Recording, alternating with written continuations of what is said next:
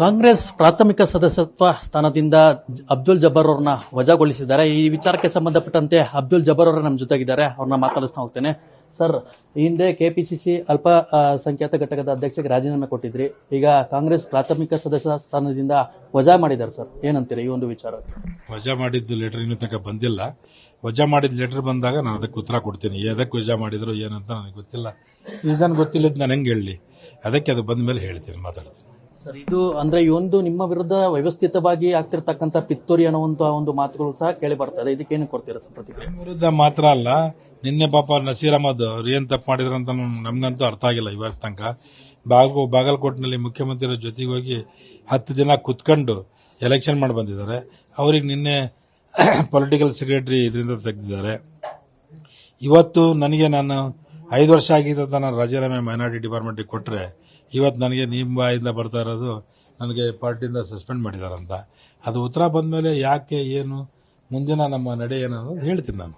ಅಂದ್ರೆ ಇಲ್ಲಿ ಟಿಕೆಟ್ ಕೇಳಿದೆ ಇಲ್ಲಿ ಅಪರಾಧ ಆಗುತ್ತೆ ಸರ್? ಟಿಕೆಟ್ ಕೇಳಿದಕ್ಕೆ ನೀವೆಲ್ಲ ಟಾರ್ಗೆಟ್ ಆದ್ರ ಅಂತ ಅನಿಸ್ತಾ ಇದೆ ಹಿಂಗೆ. ಯಾಕಂತ ಹೇಳಿದ್ರೆ ಈಗ 86,000 ಇರೋ ಜಾಗದಲ್ಲಿ ನಾವು ಟಿಕೆಟ್ ಕೇಳಬಾರ್ದು ಅಂತ ಹೇಳಿದ್ರೆ ಅದು ಹೆಂಗೆ ನಾವು ಸುಮ್ಕಿರಕ್ಕಾಗುತ್ತೆ? ಎಲ್ಲರೂ ಸೇರಿ ಕೇಳಿದ್ವಿ, ಒಬ್ಬರೇ ನಾನು ಕೇಳಿದ್ದಿಲ್ಲ. ಈಗೇನು ಅಲ್ಪಸಂಖ್ಯಾತರ ಮುಖಂಡರುಗಳು ಏನು ನಮ್ಗೆ ಇದಾರಲ್ಲ, ನಮ್ಮವ್ರು ಏನು ಇವತ್ತು ಮೊನ್ನೆ ಪ್ರೆಸ್ ಕಾನ್ಫರೆನ್ಸ್ ಮಾಡಿದ್ದಾರೆ, ಅವರೆಲ್ಲರೂ ಸೇರಿ ನಾವು ಕೇಳಿದ್ವಿ, ಒಬ್ಬರೇ ಕೇಳಿಲ್ಲ. ಈ ಸರ್ತಿ ಬಿಡಬಾರ್ದಣ್ಣ ಅಂತ ಇವರೇ ಎಲ್ಲರೂ ಹೇಳಿದ್ದು ನನಗೆ. ಮಾಡಿ ತಗೊಳ್ಳೋಣ ಅಂತ ಹೇಳಿ ಈಗ ಅವ್ರು ಉಲ್ಟಾ ಆಗಿ ಮಾತಾಡ್ತಾ ಅಂತ ಹೇಳಿದ್ರೆ ನಾವೇನು ಮಾಡೋಕ್ಕಾಗಲ್ಲ.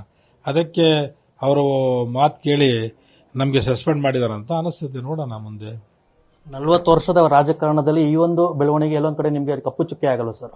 ನಮಗೇನು ಕಪ್ಪು ಚುಕ್ಕೆ ಆಗಿಲ್ಲ. ಯಾಕಂದ್ರೆ ನಮ್ಮ ಹಿಸ್ಟ್ರಿನೇ ಇದೆ. ನಾವು NSCಯಿಂದ ಈಗ ತನಕ ಬಂದಿರೋದು ಕ್ಲೀನ್ ಚೀಟ್ ನಮ್ಮದು.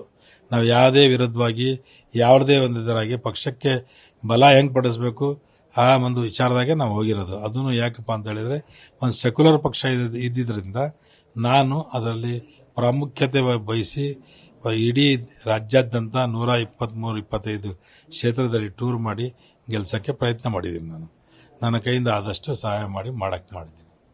ತಮ್ಮ ವಿರುದ್ಧ ಮತ್ತೊಂದು ಗಂಭೀರ ಆರೋಪ ಏನಂದ್ರೆ, ಕ್ಷೇತ್ರದಲ್ಲಿ ಒಂದು ಆಡಿಯೋ ವೈರಲ್ ಆಗಿತ್ತು ಸರ್. ಆ ಒಂದು ಆಡಿಯೋ ವೈರಲ್ಲಿ ತಾವು ಏನೋ ಬಿಜೆಪಿ ಅಭ್ಯರ್ಥಿಯಾಗಿ ಬೆಂಬಲಿತ ಕೊಡುವಂತ ಒಂದು ವಿಚಾರ ಆಡಿಯೋದಲ್ಲಿತ್ತು. ಅದಕ್ಕೇನಂತೀರಾ ನೀವು? ಅದು ಏನು ಯಾವುದಂತ ಅವ್ರು ತೋರಿಸಿದ್ರೆ ಅದಕ್ಕೆ ನಾನು ಒಪ್ಕೊಂಡು ಹೇಳ್ತೀನಿ.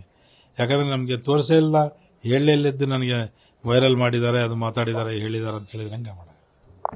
ಅಂತಿಮವಾಗಿ ನಿಮ್ಮ ಮುಂದಿನ ನಡೆ ಏನಾಗಿರುತ್ತೆ ಸರ್? ಈಗ ಯಾಕಂದ್ರೆ ಪಕ್ಷದ ಪ್ರಾಥಮಿಕ ಸದಸ್ಯದಿಂದ ವಜಾಗೊಂಡಿದ್ದೀರಾ, ನಿಮ್ಮ ಮುಂದಿನ ನಡೆ ಏನಾಗಿರುತ್ತೆ? ಪಾರ್ಟಿ ಲೆಟರ್ ಬಂದ ಮೇಲೆ ಏನದಿಂದ ಚುನಾವಣೆ ಮುಂದೆ ನಾವು ಏನ್ ಮಾಡಬೇಕು, ಹೆಂಗ್ ಮಾಡಬೇಕು ಅನ್ನೋದು ಮುಂದಿನ ನಿರ್ಧಾರ ತಗೊಂತೀವಿ.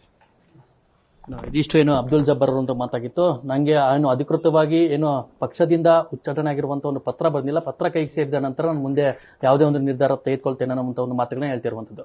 ಕ್ಯಾಮರಾ ಪರ್ಸನ್ ಅನಿಲ್ ಕುಮಾರ್ ಜೊತೆ Abhishek, Karnataka news beat, Bengaluru. Karnataka news beat follow ಮಾಡಿ, ಸಬ್ಸ್ಕ್ರೈಬ್ ಮಾಡಿ.